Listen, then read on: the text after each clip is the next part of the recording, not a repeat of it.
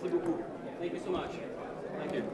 Bon, on laisse ouvert et puis on balance, on peut rebalancer. Je ne sais pas qui va. Oui, oui, ouvre et puis ça arrivera. C'est merci. Allez, à tout à l'heure. Au revoir.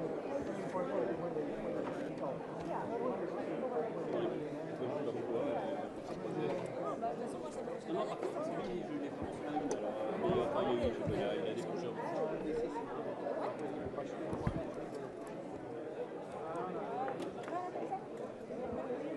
Surtout pas que ça gêne.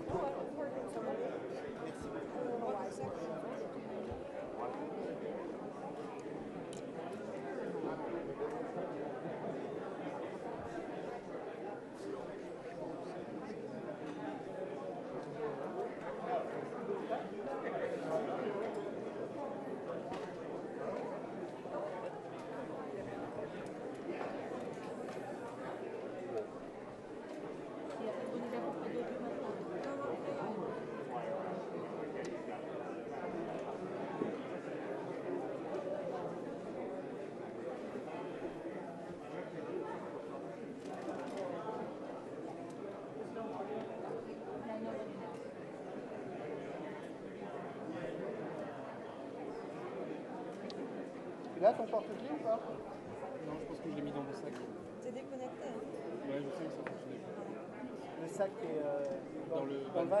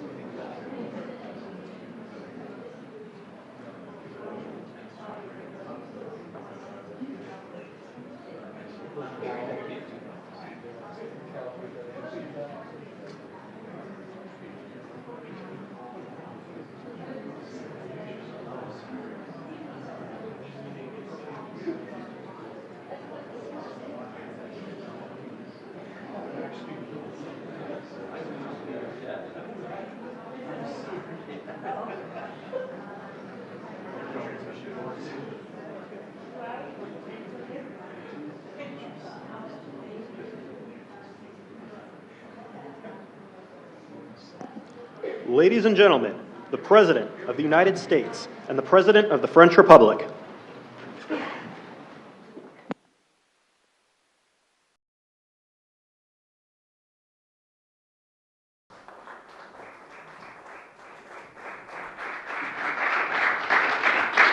Well, thank you very much, everyone. Great honor to be here with my friend.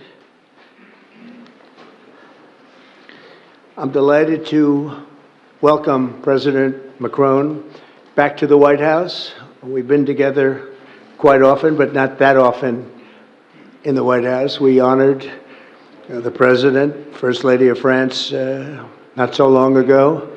There was a beautiful evening, and we will not soon forget it. It was a beautiful day and evening, and many fond memories. I also want to thank Emmanuel for hosting me in Paris last December after a historic election win to witness the reopening of the spectacular Notre Dame Cathedral, where you did an outstanding job in bringing it back together. That was a sad day watching that burn, and 5 years later you had it up, and it was they say more beautiful than it was before, so I think that's a great achievement. That was not easy.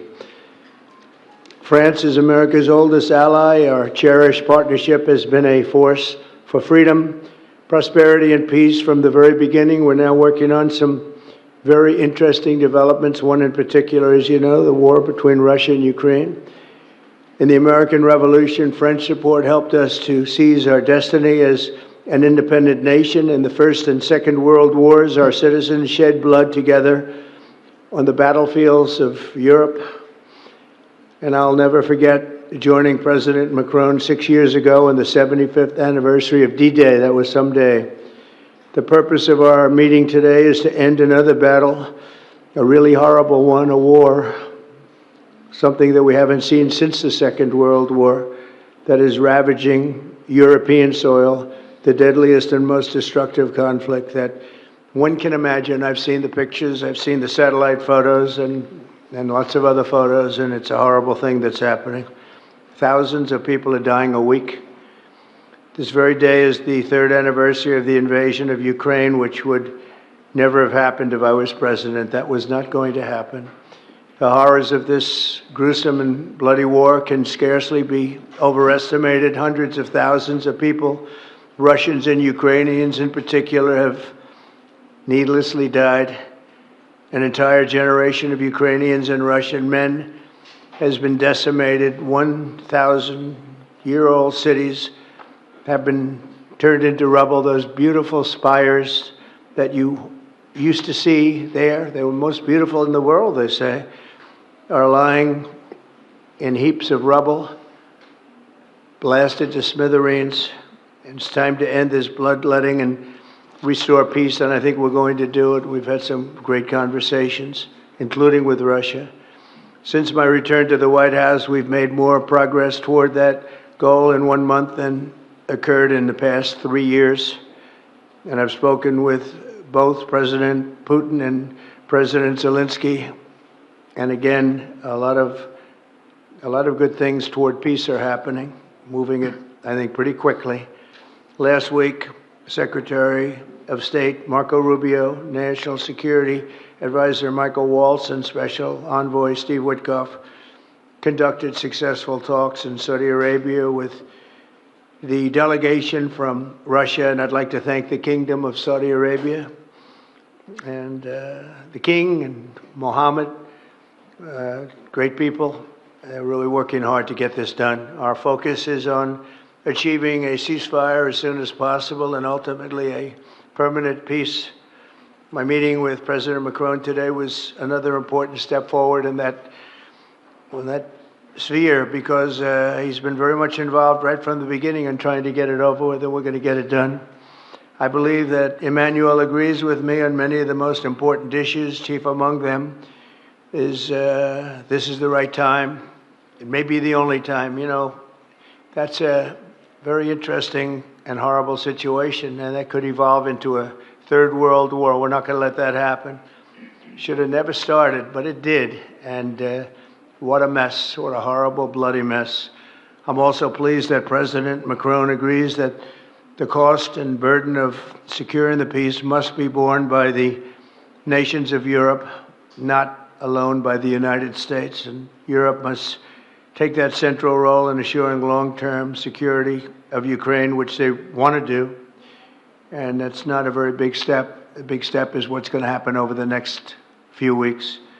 The United States has put up far more aid for Ukraine than any other nation. Hundreds of billions of dollars. We've spent more than 300 billion, and Europe has spent about 100 billion. That's a big difference, and at some point we should equalize. But hopefully we won't have to worry about that. We have other things happening that maybe take that out of the realm of necessity. And while we've given vast amounts of military aid and money in form of grants, much of Europe's contribution has been economic relief structured as loans for which they'll be repaid. Like the Europeans, I believe that taxpayers in the United States also deserve to recoup the colossal amounts of money that we've sent. The previous administration never even thought of that. They didn't think of a lot of things, like why did they let it start in the first place? That is why we must have an agreement with Ukraine on critical minerals and rare earths and various other things as security. And I think that that's happening. I think we've made a lot of progress. I had a report just given to me before walking in that we've made, Emmanuel, a great deal of progress toward getting that. I've been elected by the American people to restore common sense to Washington and indeed to the world. And I believe strongly that it's in the best interest of the United States, the best interest in Europe, the best interest of Ukraine, and indeed the best interest of Russia to stop the killing now and bring the world to peace. My administration is making a decisive break with the foreign policy failures of the past administration and, frankly, the past. I ran against a very foolish foreign policy establishment, and their recklessness has led to the death of many, many people. Under our administration, we're forging a new path that promotes peace around the world. And when I left office for the first administration, first term, we had no wars, we had no problems. We didn't have October 7th with Israel.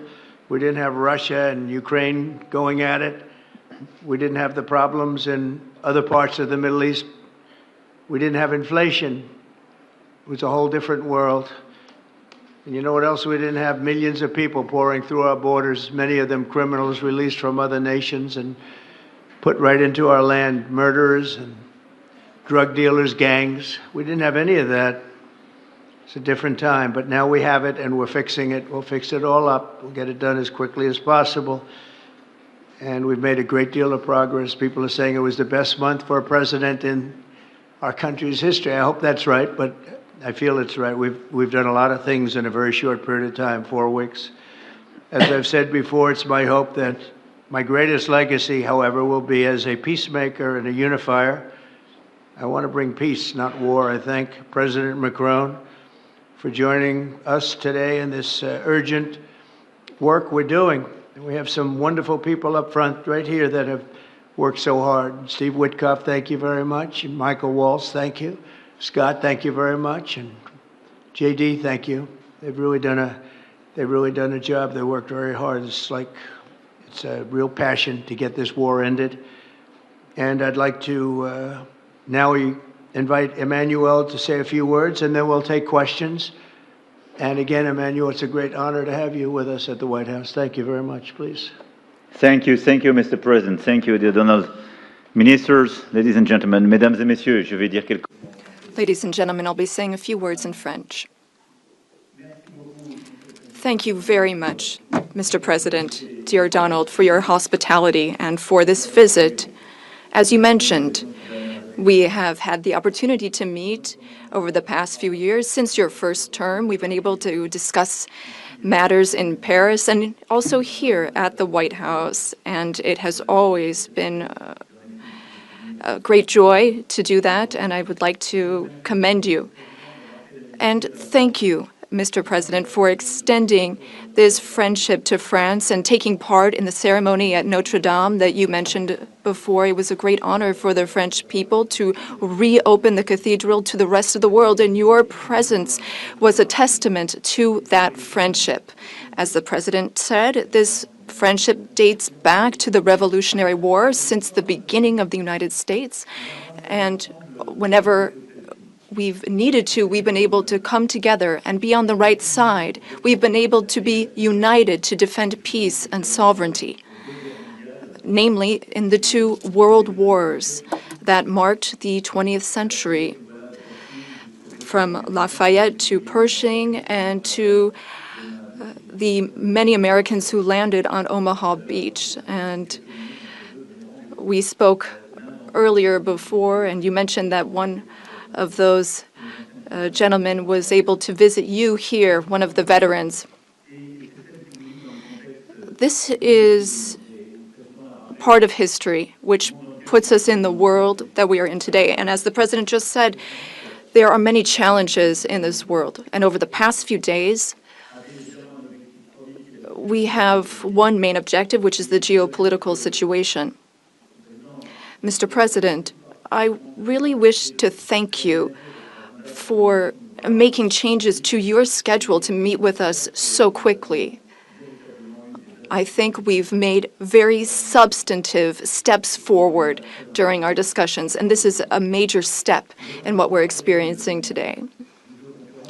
We had a video conference with all of the G7 leaders, which was an opportunity for us to discuss this matter 3 days after the Russian war in Ukraine, and to express our support for President Zelenskyy to the Ukrainian people, but also to speak and share about our desire for a lasting peace. This is what we have spoken about very forcibly over the past few weeks. We thought that this war was only going to last a few weeks when it broke out in 2022. We admire greatly the courage of the Ukrainian people. And Mr. President, I wish to thank you for this. You mentioned that there are responsibilities on Europe's side, and indeed, we have invested $128 billion in aid to Ukraine and the Ukrainians. Ukraine has been able to hold the front of our collective security. It's fought over these past few years for its independence and for its sovereignty, but also for our collective security, because I think that no one in this room wants to live in a world where it's the law of the strongest and international borders can be violated from one day to the next by anyone. Over the past few hours, and as you mentioned this, Mr. President, we've been able to see a few things take shape. First of all, allow me to commend you on your decision to work with President Zelenskyy and to conclude this agreement that's so important for the U.S. and Ukraine on rare earths, critical minerals, but also having substantive conversations with President Zelenskyy during this key phase of achieving this deal, which is a major commitment to Ukraine's sovereignty, and I think that's very commendable. We also have a shared desire to build peace. We will have this responsibility. This is 10 years after the war started in Crimea, and then we saw the events in the Donbas region and along the northern part of the country. We want to save lives. We want to bring prisoners back and bring back families and children, because there's also humanitarian tragedy affecting the Ukrainian people.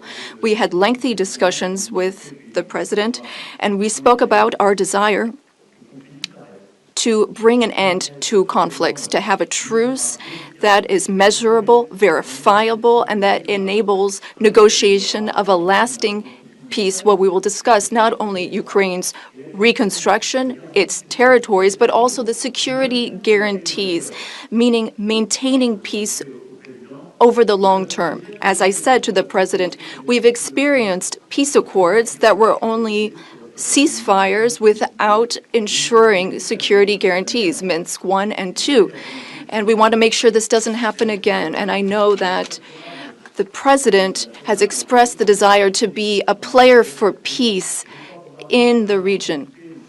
I've spoken with some 30 European leaders and allies in recent days. We want to bring together these allies, and share the same vision. This peace must not mean a surrender of Ukraine. It must not mean a ceasefire without guarantees. This peace must allow for Ukrainian sovereignty and allow Ukraine to negotiate with other stakeholders regarding the issues it affects. But it is also a country in which we need to shoulder our responsibilities so that we ensure security and stability for Ukraine and for the entire region. And for us Europeans, this is an existential issue. We also spoke about these issues at length with the President. We've worked with President Zelenskyy and gotten to some of the details of the various phases of the negotiation. And we've also been able to speak about some of this work with our British partners to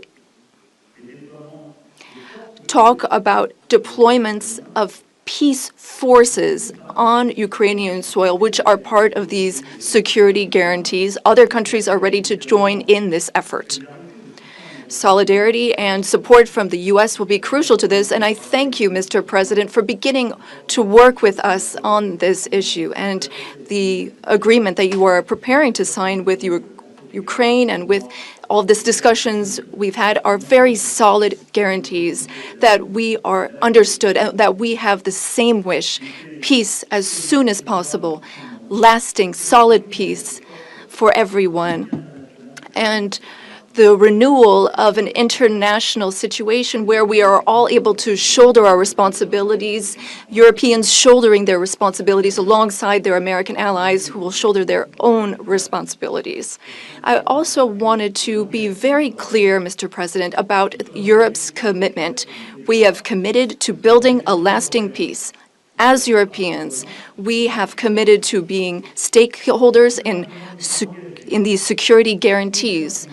And we are also well aware that Europeans need to do more for security in Europe, for defense in Europe, and to more fairly share the security burden that your country's been carrying for so many years. Mr. President, you know how much friendship I show towards you and I have towards you since your first term. Europe is very clear-eyed about this. We know what we need to do as Europeans, given the threats surrounding us and the responsibilities that we must shoulder. We spoke about the Versailles Agenda, which allowed the Europeans to take a historic step and increase their investments. Europeans are ready to do even more and to go even farther. And several leaders said that to me before I came here to meet you. Mr. President, dear Donald, you spoke about this peace through strength. We fully share that because we must recognize the sacrifices made by the Ukrainian people and what we owe to them. The President and I also spoke about economic matters and our desire to see more prosperity in the United States and in Europe. We had discussions which will be carried on by our teams, our ministers and secretaries, to flesh out some of those ideas. But the idea is to have fair competition and no bias within competition between our industries. Now, the American and European economies are extremely intertwined. Some 1.5 billion in trade, trillion rather, in goods and services, and I know you've spoken about wanting to look at the balance of payments. We also have a trade deficit, and I know that we need to look not only at goods, but also digital items and goods which you export, and we want to make a sincere commitment towards fair competition where we have smooth trade and more investments. You already invest a great deal in France. And France is the fifth largest investor in the United States. And I would like to recognize here all of the American investors who announced investments, some $120 billion that were announced at the AI summit. This is our wish. We want to have more prosperity on both sides of the Atlantic. We have a shared agenda in that regard. We also spoke about the Middle East, among other subjects. And here again, we have the same desire. We don't want to see Iran obtain nuclear weapons. We don't want, or rather, we want an approach with partners in the region that we can trust. Given Iran's nuclear activities, we want to limit its ballistic capabilities and avoid any type of regional destabilization. With respect to Syria and Iraq, we also share the same desire. We don't want to see Islamic terrorist groups resume any of their activities, because for some time our armies have very bravely been engaged in the Gulf, as you have led. And contributions have been significant and helped stability in the region. And I say this with great sincerity. France was affected by a terrorist attack in 2015, which was linked to the terrorist activity in Syria. And we are in that region at your side to work for more security.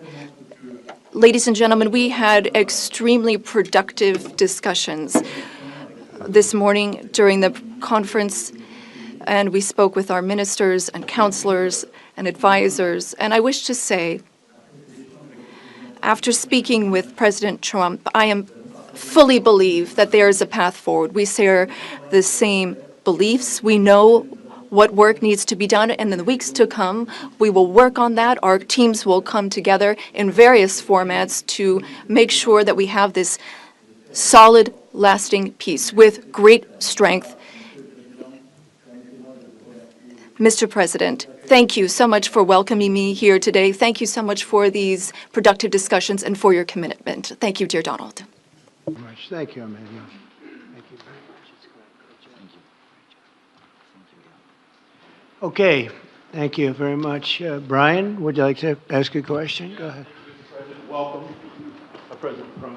I just want to touch upon real quickly the Harvard poll that came out that had, thank you very much, the Harvard poll that came out had you up 9+ points, and all of your agenda that you ran on, you're accomplishing that. You got the support of the American people, including stopping the war in Ukraine. If you can comment on the latest Harvard poll, I'd appreciate that. Well, I was honored by it. It was a big poll, and it's usually a poll that leans on the other side of things, the other side of the world, so to speak. But the Harvard poll is a respected poll, and it has us not only leading, but leading by a lot, and leading on every single issue that we've talked about. And as I said, we've become the party of common sense, and I think that's a very important element now, common sense, because what's happening in the world and even in this country, some of the things that took place, many of them are now canceled, and the rest are being canceled as we speak. But we've moved very rapidly and I think very effectively. So I was honored by that poll. Thank you very much. Appreciate it. Go ahead, please, go ahead. Mr. President, you said before that you would like to see Russia. Yes, go ahead. Are there any conditions that you want Russia to meet in Saudi Arabia?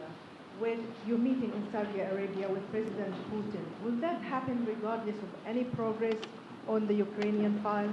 Yeah, I think the meeting in Saudi Arabia was a fantastic one. We met with the Crown Prince, who's a fantastic young guy. He's young, but with great imagination and tremendously respected all over the world. And he goes right to the king, and the king is incredible. Gotten to be friends with both of them very much, and they want to see this ended, and they're going all out to make sure that it is ended. I think Russia, likewise, I've spoken to President Putin, and my people are dealing with him constantly, and his people in particular.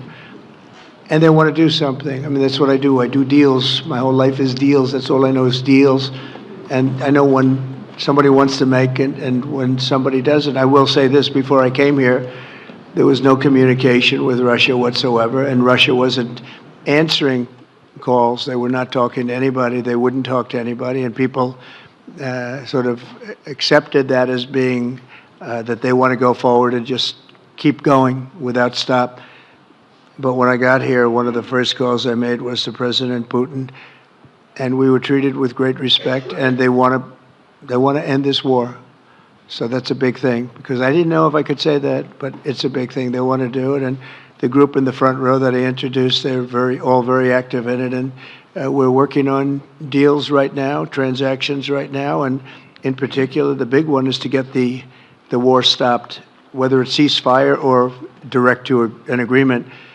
I'd like to go directly to an agreement, but ceasefire will always happen a little bit quicker. And every day you're saving thousands, or at least hundreds, but thousands in some cases lives. So we want to see if we can get that done very quickly. Yes, for the President, please. Thank you. I'm a correspondent based in Paris. Question for both of you, actually. Mr. Macron, you were one of the last Western leaders to speak to Putin before Ukraine's invasion.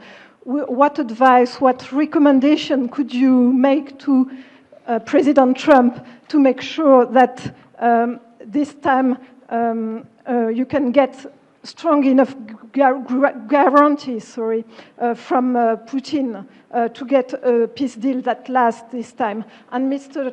President Trump, what makes you think you can trust Putin in those negotiations? Thank you. Look, I will never give any advice to President Trump. We have friendly and trustful discussion, but my experience with President Putin is the following. Number one, I always think it's good to have discussion with other leaders, and especially when you disagree. I stopped my discussion with President Putin after Bucha and the war crimes, because I considered that, we had nothing to get from him in that time. Now there is a big change, because there is a new US administration, so this is a new context. So there is good reason for President Trump to re-engage with President Putin. But my experience is the following, and I shared it with President Trump and the team. In 2014, our predecessors negotiated peace with President Putin.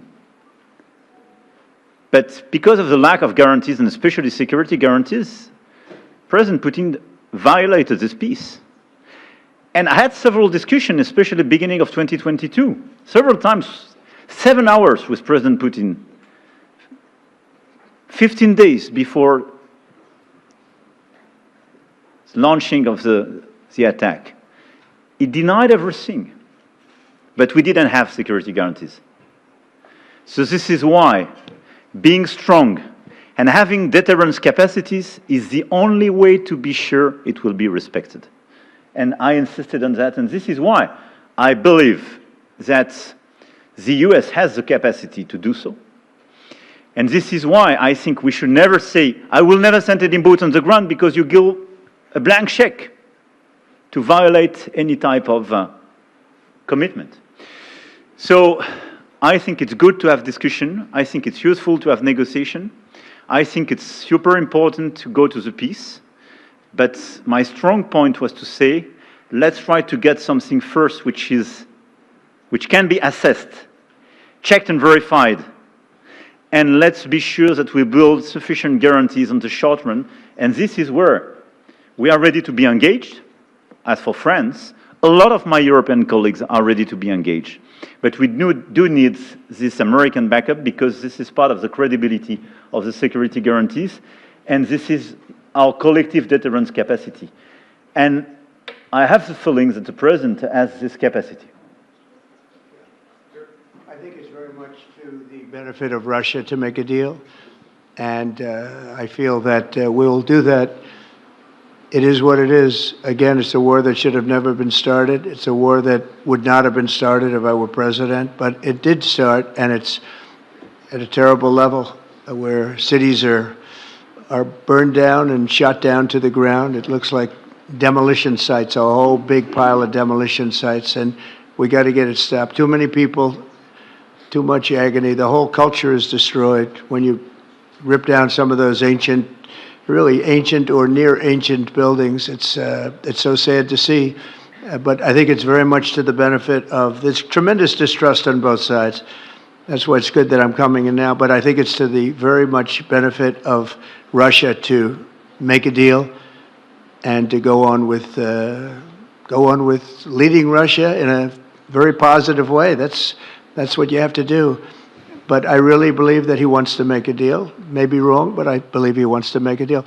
Yeah, go ahead, please. Mr. President, next week there's a key deadline for your Canada and Mexico tariffs. Pour les droits. I believe those countries have done enough on the border to stop those from taking effect. And for President Macron, I'm wondering if you believe that this critical minerals deal with Ukraine represents a de facto security guarantee by the United States, since the U.S. would have an interest in protecting those reserves in Ukraine. Thank you. We're on time with the tariffs, and it seems like that's moving along very rapidly. We've been mistreated very badly by many countries, not just Canada and Mexico.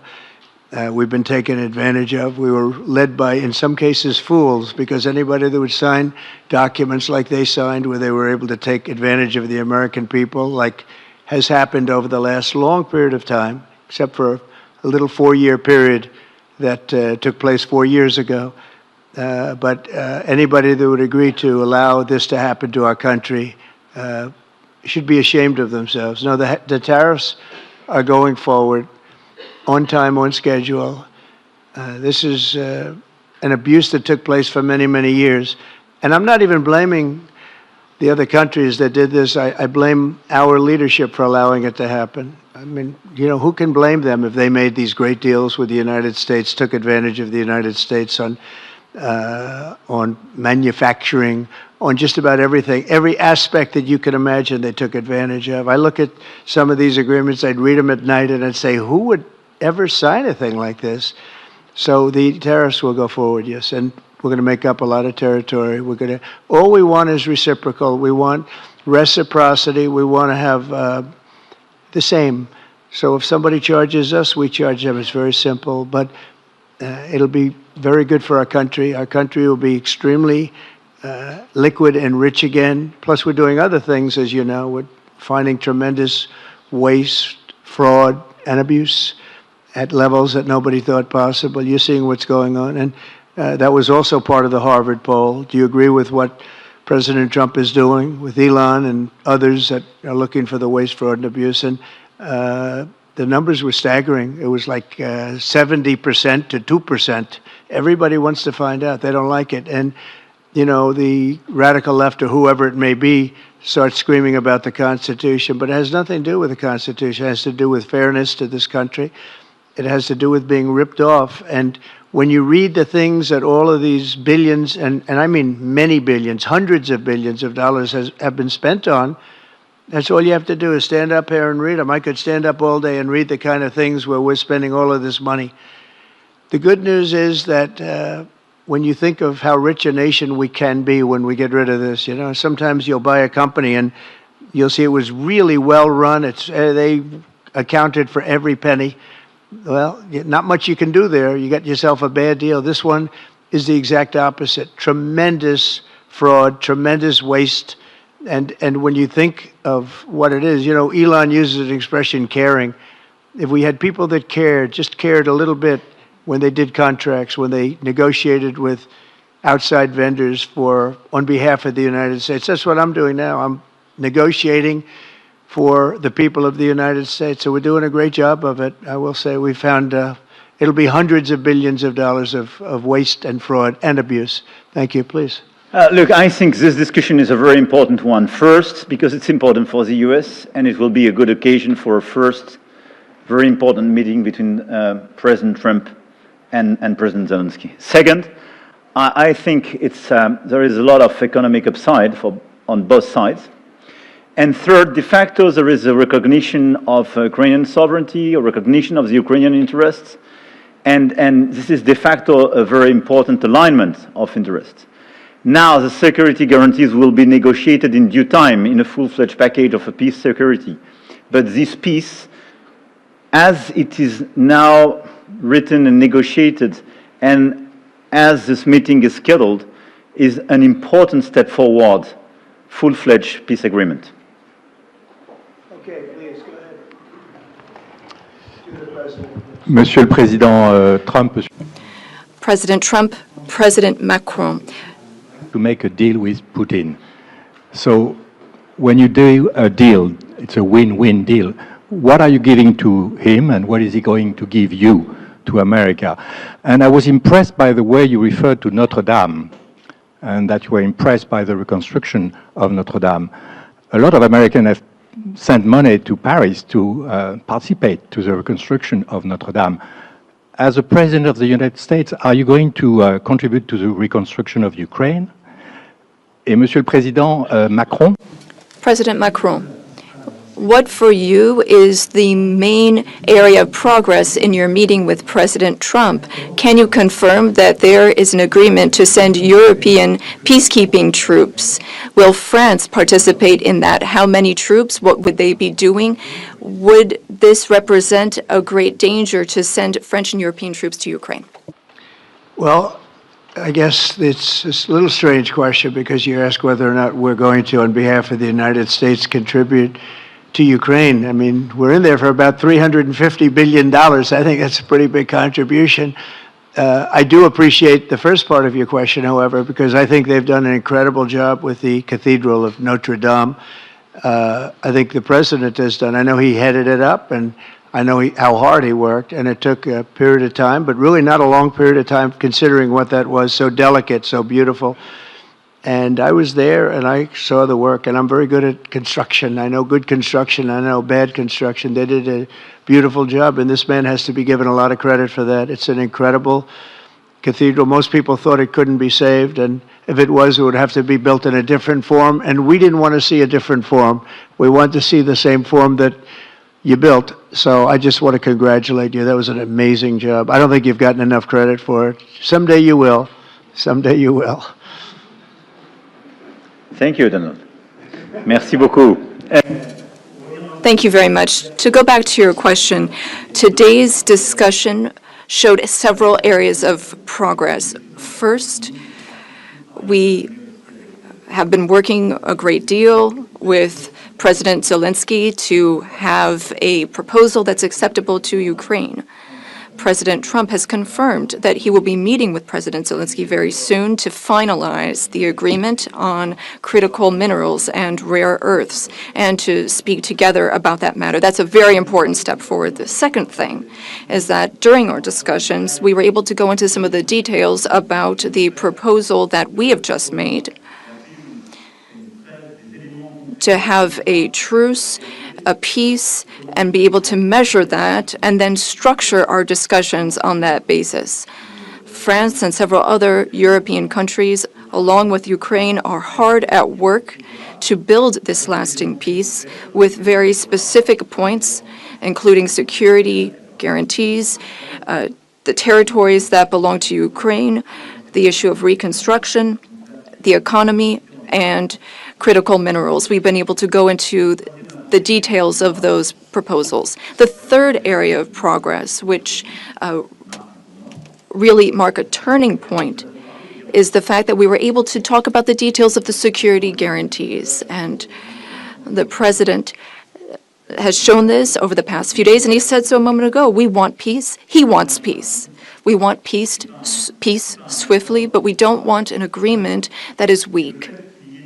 The fact that there are Europeans that are ready to engage to provide for these security guarantees. And now there's a clear American message that the U.S., as an ally, is ready to provide that solidarity for that approach. That's a turning point, in my view.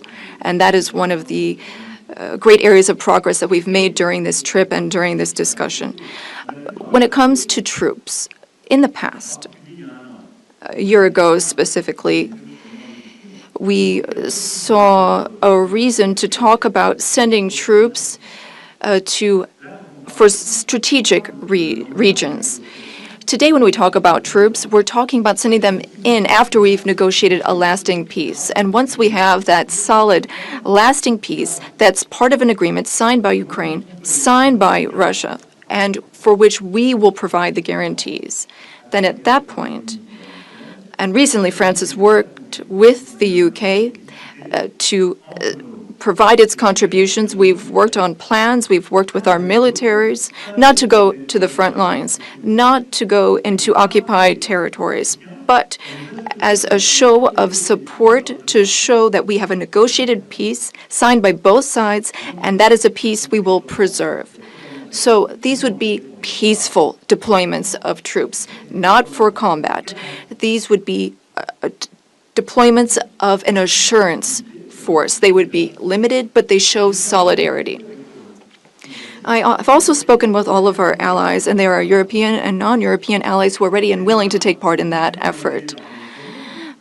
Countries have helped Ukraine maintain its military capabilities in terms of the number of soldiers it has, equipment, whereas others have provided logistical support on the ground.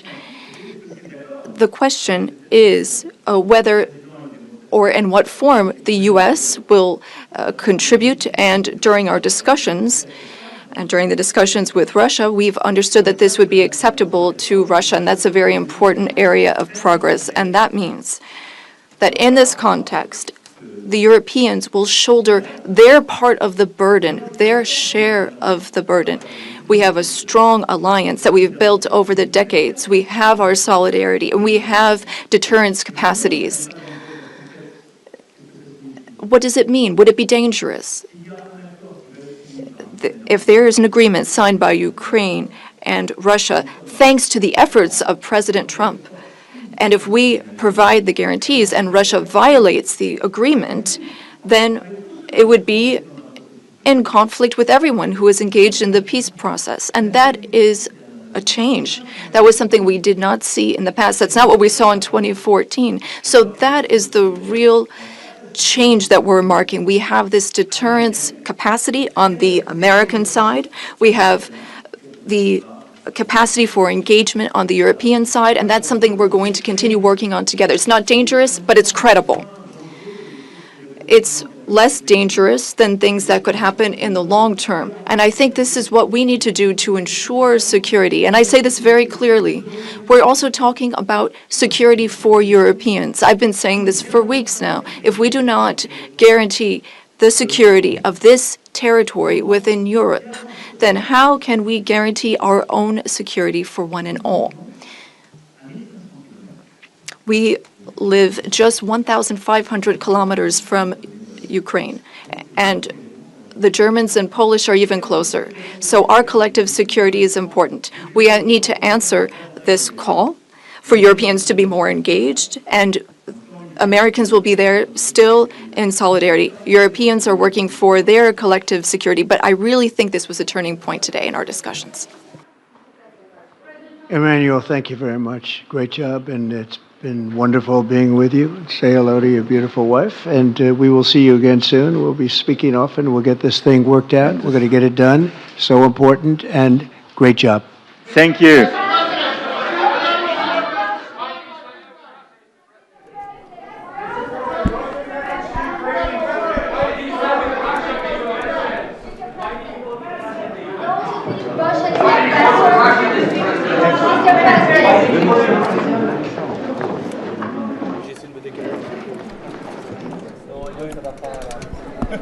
Thanks, Roberto. Yeah, no problem, man. Yeah, I'll take care of it. Very useful. Thank you very much. Yeah, no problem, man.